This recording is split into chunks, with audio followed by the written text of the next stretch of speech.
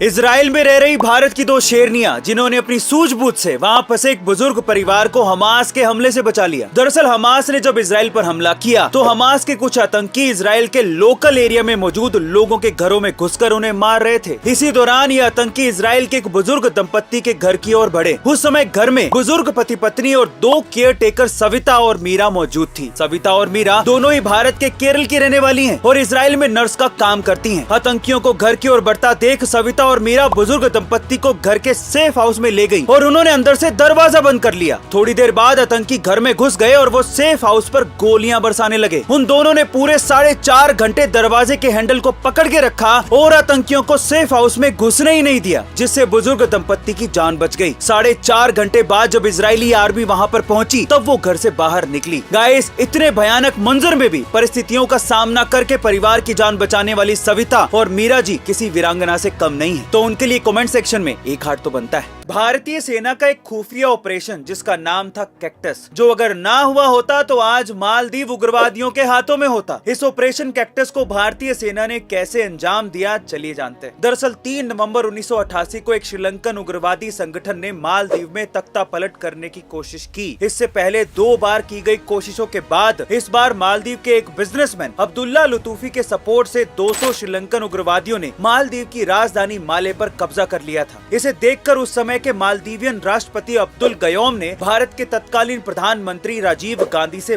मदद मांगी, जिसके बाद राजीव गांधी ने ऑपरेशन कैक्टस के तहत भारत की वायुसेना और थल सेना के 1600 जवानों को मालदीव के हुलहुले आइलैंड पर भेज दिया और कुछ ही देर में भारतीय सेना ने उग्रवादियों को माले से बाहर खदेड़ दिया और इंडियन नेवी की मदद से भागे हुए उग्रवादियों को मार गिराया गया और कुछ इस तरह से भारत ने मालदीव सरकार का तख्ता पलट होने से बचा लिया। गाइस, इस बात पर इंडियन आर्मी के लिए एक हार्ट तो बनता है। भारत की एक ऐसी महिला एनकाउंटर स्पेशलिस्ट जिन्होंने आज तक 80 से भी ज्यादा आतंकवादियों को ढेर किया है, जिसकी वजह से उन्हें देखकर ही आतंकवादी कांपने लगते हैं। साल 1995 में पुलिस सब इंस्पेक्टर के तौर पर ज्वाइन करने के बाद एनकाउंटर स्पेशलिस्ट शाहिदा प्रवीण जी जम्मू कश्मीर के स्पेशल ऑपरेशन ग्रुप में शामिल हुई थी। इस ग्रुप में शामिल होने वाली शाहिदा प्रवीण जी पहली महिला कमांडो थी। शुरुआत में जब उन्होंने इस ग्रुप को ज्वाइन किया था तो उनके सीनियर्स ये सोचते थे कि एक महिला ऑफिसर एनकाउंटर कैसे कर सकती है, लेकिन शाहिदा प्रवीण जी ने खुद को साबित करके साल 1997 से 2002 के बीच राजौरी और पुंछ जिलों में हिजबुल और लश्कर के 80 से ज्यादा खूंखार आतंकवादियों का सफाया किया था। उनके इसी हौसले और साहस की बदौलत उन्हें राज्य पुलिस का श्रेष्ठतम गैलेंट्री अवार्ड और ग्रेट विमेन अचीवर्स अवार्ड से नवाजा गया था। शाहिदा प्रवीण जी के साहस के लिए हम उन्हें सलाम करते हैं। आईपीएस के फाइनल इंटरव्यू में पहुंचे एक बंदे को अंग्रेजी भाषा में थोड़ी प्रॉब्लम थी, तो इंटरव्यूअर ने उन्हें कहा कि तुम्हें अंग्रेजी नहीं आती, तुम प्रशासन कैसे चलाओगे। तो बंदा सोच में पड़ गया।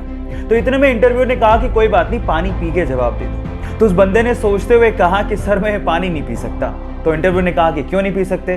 तो उसने कहा कि ये पानी मैं इसलिए नहीं पी सकता क्योंकि ये कांच के गिलास में है, मुझे स्टील के गिलास में पानी पीना है। तो इंटरव्यूअर गुस्सा आ गया। उसने कहा कि पानी का गिलास से क्या लेना देना। तो उस बंदे ने कहा कि सर यही तो मैं कह रहा हूं, जैसे कि पानी इंपॉर्टेंट है, ग्लास नहीं, वैसे ही मेरी कार्य शक्ति इंपॉर्टेंट है, भाषा नहीं।